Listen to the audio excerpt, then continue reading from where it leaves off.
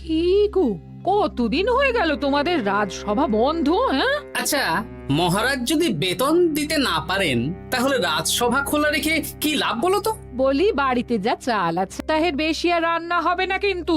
হ্যাঁ, সেই জন্যই তো হিসেব করছি। বাড়িতে অপ্রয়োজনীয় যা যা জিনিসপত্র আছে সেসব বেচে দেব। আর বেচার মতো কিছুই নেই গো।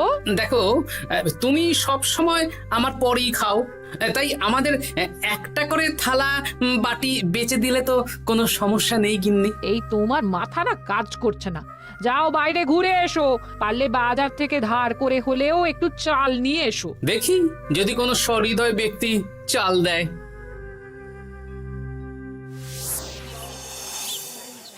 না গোপাল দাদা, বাজারের অবস্থা খুব খারাপ, আর আমি ধারে বিক্রি করছি না। আহা, আরে আমি কোনোদিন তোমার একানাও বাকি রেখেছি বলো? আমি বুঝতে পারছি গোপাল দাদা, কিন্তু আমিও নিরুপায়। গত মাসের বেতন এখনো পাইনি। মহারাজ অনির্দিষ্ট কালের জন্য রাজসভা বন্ধ রেখেছেন। বিশ্বাস করো, বিশ্বাস করো, বেতন পেলেই তোমার ধার আমি মিটিয়ে দেবো। এই সপ্তাহ খানেক আগে একই কথা বলে সেনাপতি ধারে 25 কেজি চাল নিয়ে গেছেন। এখন ওনার কোনোই পাত্তা নেই। কি যে করি, কাছের বন্ধু বলতে বিজ্ঞানী আর সভাকবি। দেখি ওদের বাড়িতে একবার ঢুঁ মেরে।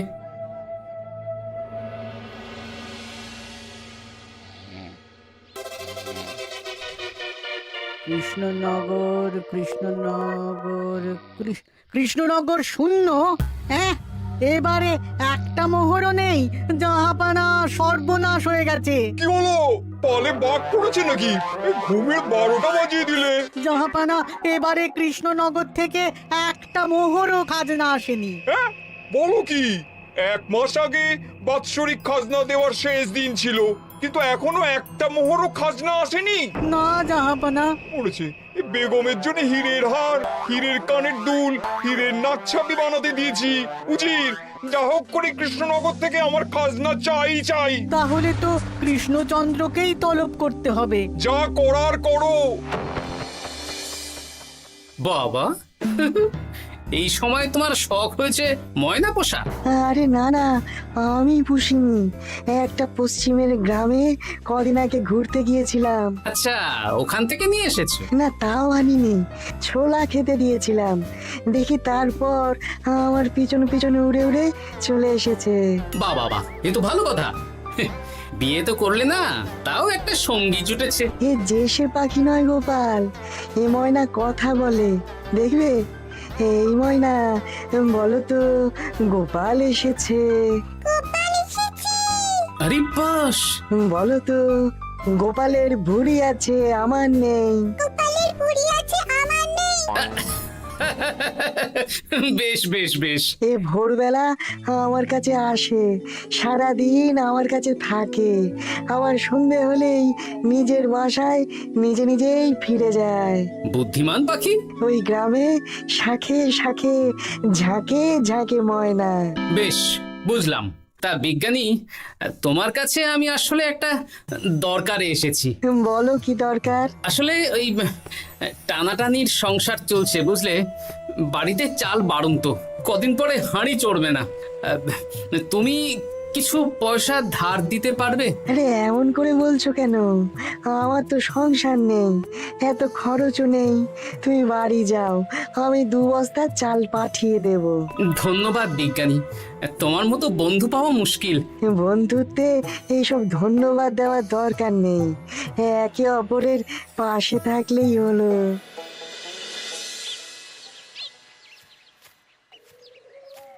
এ কি গো, খালি হাতে ঢুকছো যে?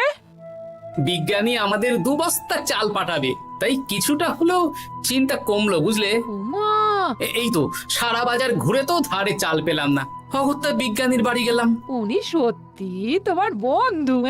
হ্যাঁ গিন্নি, জানি না কতদিন আমাদের রাজসভার সমস্যাটা চলবে। দেখি অন্য কোনো কাজে লাগতে হবে, বুঝলে। এই দেখো দেখো, যা করার তাড়াতাড়ি করো, এভাবে তো আর চলতে পারে না গো। কি নবাব বাহাদুর আমাকে ডাকছেন? হ্যাঁ, জাহাপনা আপনার উপরে রেগে আছেন। অতি সত্বর আপনাকে দেখা করতে বলেছেন। এবারে চাষাবাদের মন্দার কারণে রাজস্ব আদায় তেমন ভালো হয়নি, তাই খাজনা পাঠাতে পারিনি। আর কিছুদিন অপেক্ষা করতে বলুন, আমি ঠিক খাজনা পাঠিয়ে দেব। এখন আর খাজনা নিয়ে কথা বলবেন কিনা জানি না। আপনাকে নবাব এই আদেশ পাঠিয়েছেন, আপনি 2 দিনের মধ্যে নবাব বাহাদুরের সাথে দেখা করবেন। আচ্ছা ঠিক আছে।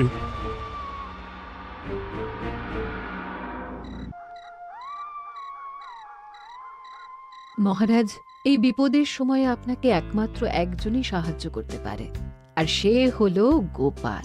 আমি কোন মুখে গোপালকে ডাকবো বলো তো রানী? দীর্ঘদিন ওদের বেতন দিতে পারছি না। গোপাল এরকম স্বার্থপর মানুষই নয় যে নিজের কাজের সময় কাজী আর কাজ ফুরলে বাজি হয়ে যাবে। আপনি একবার বলেই দেখুন না। বেশ, তাহলে আগামীকাল সকালেই গোপালকে ডেকে পাঠাচ্ছি।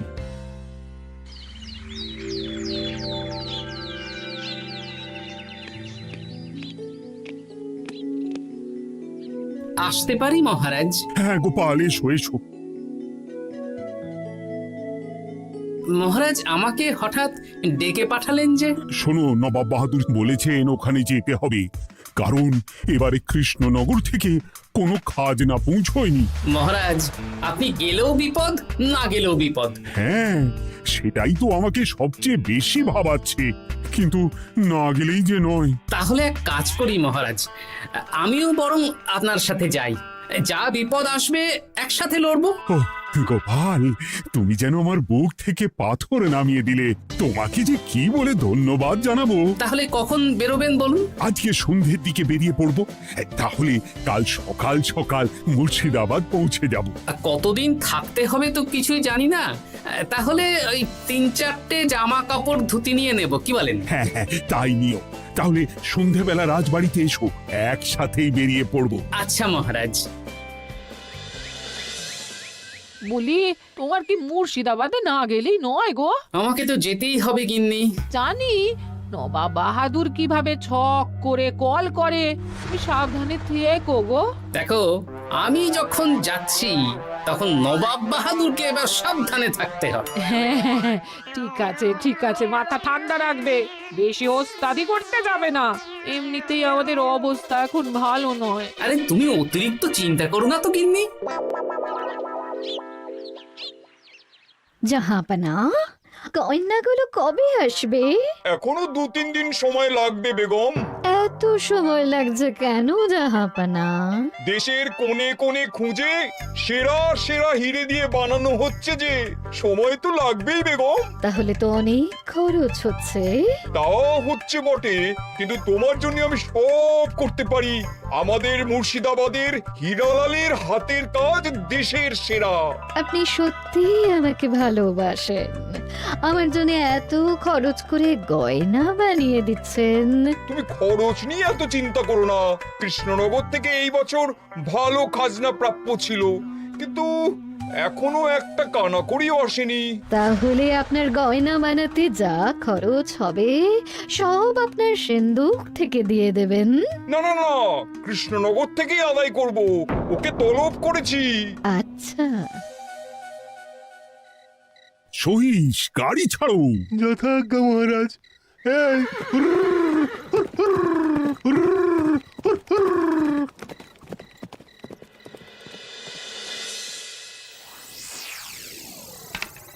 এত রাতে আবার কে এলো রে বাবা?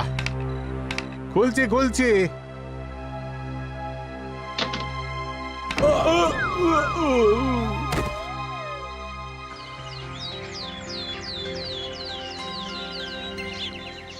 সর্বনাশ হয়ে গেছে জাহাপানা। কি হয়েছে হীরালাল? নবাব বাহাদুর, মহারাজ কৃষ্ণচন্দ্র আর গোপাল এসেছেন আপনার সাথে দেখা করতে। ওদের দরবারে আসতে বলো। হ্যাঁ, এবার বলো হীরালাল, কি হয়েছে?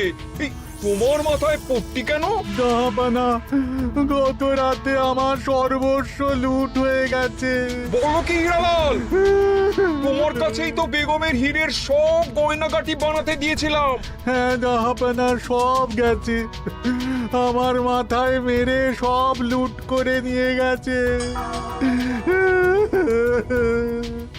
এবার আমি কি করব জাহাপানা? বেগম সাহেবা, আপনার গয়না যে হীরালাল শেখরার কাছে জাহাপনা বানাতে দিয়েছিলেন, ওনার সব লুট হয়ে গেছে। মানে? আমি এক্ষুনি নিজের কানে শুনে এলাম, এখন হীরালাল শেখরা এসেছে। আমি এক্ষুনি যাচ্ছি। কি করব জাহাপানা? আমার তো সব শেষ হয়ে গেল। আমি কোনো কথা শুনতে চাই না, আমার ওই হীরের গয়নাগুলো চাই। চাই বললেই তো পেয়ে যাবে না। এখন এই গয়না শুধু নয়, হীরালালের সব সোনা দানা চুরি হয়ে গেছে। সেগুলো খুঁজে পেতে হবে। বিগত কয়েক বছর আমার মুর্শিদাবাদে কোনো চুরি ডাকাতি হয়নি। প্রত্যেকটা গ্রামবাসী সুখে শান্তিতে আছে। বাইরের কোনো শত্রু আসারও সুযোগ নেই। গ্রামের সীমানায় দিন রাত প্রহরী থাকে। যদি এসেও থাকে, পালাতে পারবে না। এবারে তাহলে চোরটা কে বুঝবো কি করে? এসব সামান্য চোর ধরার কাজ আমার কাছে নস্যি। জাহাপনা, আপনি যদি কৃষ্ণনগরের এবছরের খাজনা মকুব করে দেন, তাহলে আমি চোর ধরার ক্ষেত্রে সাহায্য করতে পারি। ঠিক আছে কৃষ্ণচন্দ্র, তোমার এই গোপাল যদি চোর ধরে দিতে পারে, তাহলে এবছরের খাজনা মুকুব। আগে আমি ওই শেখরার সাথে একান্তে কিছু কথা বলতে চাই। বেশ, প্রহরী প্রহরী, তুমি গোপাল আর শেখরাকে একটা ঘরে নিয়ে যাও। আসুন। এবার আপনি চুরির ঘটনাটা বলুন। চুরি না, ডাকাতি। সে যাই হোক, বলুন বলুন। গতকাল রাতে, তারপর সকালে জ্ঞান ফিরে ঘরে গিয়ে দেখি সব ফাঁকা। আমার ঘরের সাথেই লাগোয়া দোকান। আচ্ছা, দেখুন, আমি আপনার কথা শুনে আর একটু আগের যা আলোচনা শুনলাম, তার থেকে মনে হচ্ছে এই চোর স্থানীয় চোর। কি করে বুঝলেন? কারণ বাইরের চোর হলে তো এত নিখুঁত কাজ করা সম্ভব নয়। চোর নিশ্চয়ই আপনাকে ব্যক্তিগতভাবে চেনে। হ্যাঁ, এবার মশাই আপনি বলুন তো, আপনার কোনো শত্রু আছে? না, শত্রু নেই তেমন। আমার সাথে কারো সম্পর্ক খারাপ নেই। আর আমাদের পাড়ায় সবাই ব্যবসায়ী, সবাই সম্ভ্রান্ত লোকজন। বেশ, তাহলে সব ব্যবসায়ীদেরকেই ডাকতে হবে। আমি নবাব বাহাদুরকে বলে দিচ্ছি, আপনি এখন আসুন। নবাব বাহাদুর, আপনি ওই গ্রামের সকল ব্যবসায়ীদের আপনার মহলে ডাকার ব্যবস্থা করুন। সবাই কিন্তু বেশ সম্ভ্রান্ত ব্যবসায়ী। সে হোক না, ওই গ্রামে তো সবাই ব্যবসায়ী, আর বাইরের কোনো লোক গ্রামে ঢোকেনি বা বাইরেও যায়নি। তাই যদি কেউ চোর থেকে থাকে, তাহলে ওই ব্যবসায়ীদের মধ্যেই আছে। বেশ, আমি সবাইকে আমার মহলে নিয়ে আসার ব্যবস্থা করছি। আর একটা ফাঁকা বড় ঘর চাই, যেখানে চোর ধরার পরীক্ষা হবে। আর সেই ঘরে আমাদের কৃষ্ণনগরের ঘোড়া চোর ধরবে। হ্যাঁ, ঘোড়া চোর ধরবে? হ্যাঁ, যে ঘোড়ার গাড়িতে আমরা এসেছি সেই ঘোড়া। যদি চোর না ধরতে পারো, তাহলে পুরো খাজনা তো গায়ের জোরে নেব, সাথে সাথে কৃষ্ণনগরটাও কেড়ে নেব। আমার উপর একটু ভরসা রাখুন নবাব বাহাদুর, আর যা বললাম করুন। বেশ, শুনুন, এই ঘরে আমার এক প্রিয় ঘোড়া আছে, আর সামনে একটা বালতিতে ছোলা সেদ্ধ রাখা আছে। আপনারা সকল ব্যবসায়ীগণ একে একে যাবেন, দরজা ভিতর থেকে বন্ধ করবেন, আর ঘোড়াকে এক মুঠো করে ছোলা খাইয়ে ফিরে আসবেন। তারপর কি বাড়ি চলে যাব? না, সবার ছোলা খাওয়ানো হয়ে গেলে আমি ঘোড়ার কাছে যাব, আর ঘোড়া কানে কানে আমাকে বলে দেবে কে চোর। তাহলে আর দেরি কেন, সবাই একে একে যাও।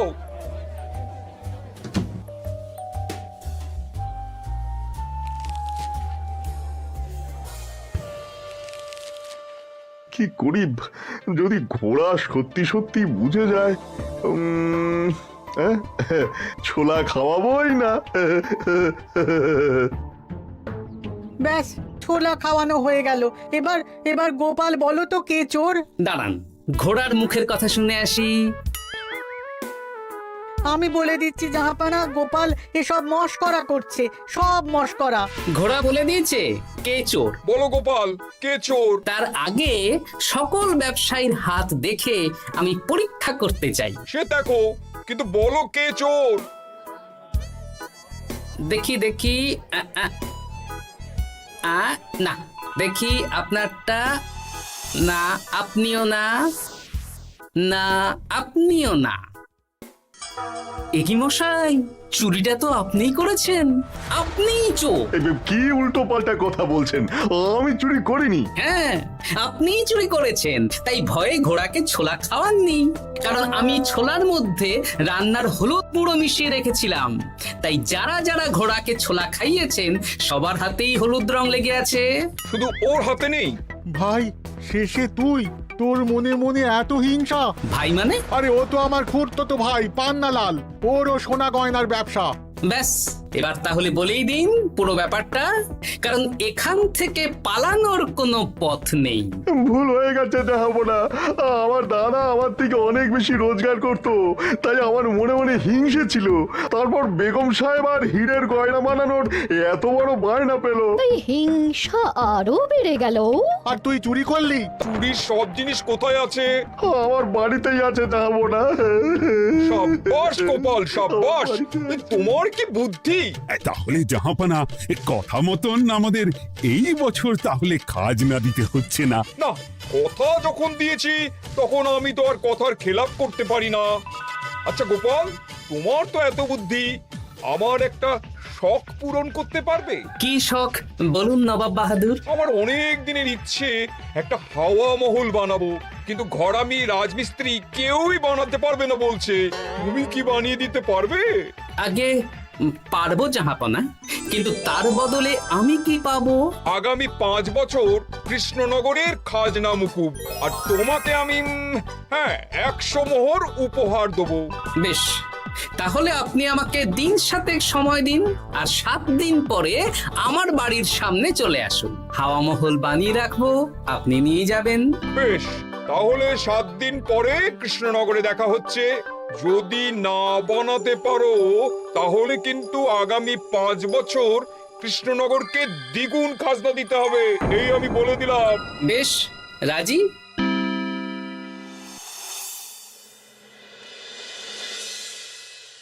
বেশ, তো বড় মুখ করে বলে দিলে হাওয়া মহল বানাবে। রাজি রাজি। এবার যদি না বানাতে পারো, সব তো উল্টে যাবে। আপনি চিন্তা করবেন না মহারাজ, নবাব বাহাদুর আমাকে প্যাঁচে ফেলতে চেয়েছেন, তাই আমিও ওনাকে ঘোর প্যাঁচ দেব।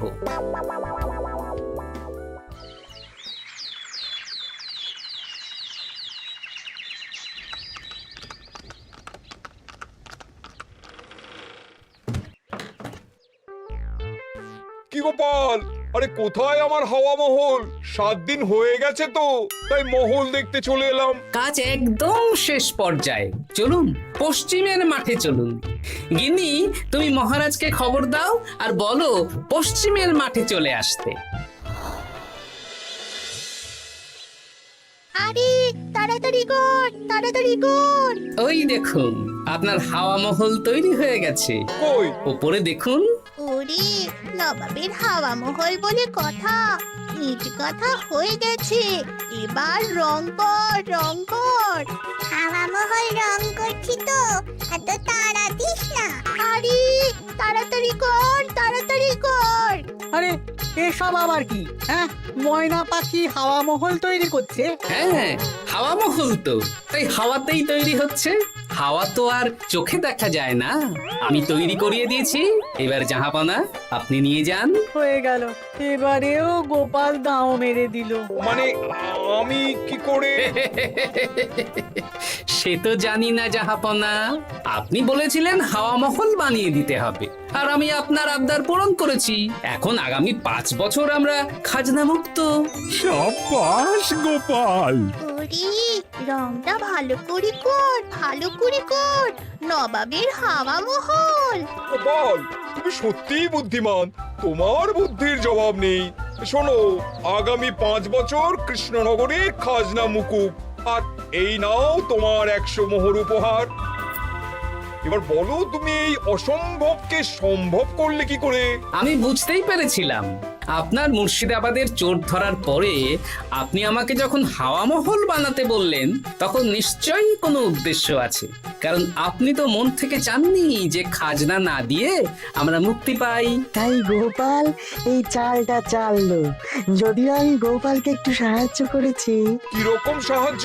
কদিন আগে আমি বিজ্ঞানীর ঘরে গিয়ে দেখি একটা ময়না হুবহু মানুষের মতন কথা বলছে, আর বিজ্ঞানী বলল এরকম অনেক ময়না পাখি আছে। ব্যাস এই এক সপ্তাহ ধরে আমি ময়নাগুলোকে বিভিন্ন বুলি শেখালাম, আর ওরা সেগুলোই বলে চলেছে। নয় হ্যাঁ। ওরে রংটা ভালো করে কর, ভালো করে কর, নবাবের হাওয়া মহল। মহারাজ 100 মোহর আপনি রাখুন। আমাদের সব সভাসদদের এই মোহর থেকেই আপাতত বেতন দিয়ে রাজসভা শুরু করুন। ধন্যবাদ গোপাল, তোমাকে আমার সভাসদ পেয়ে আমরা সবাই ধন্য। আর বিজ্ঞানীকেও।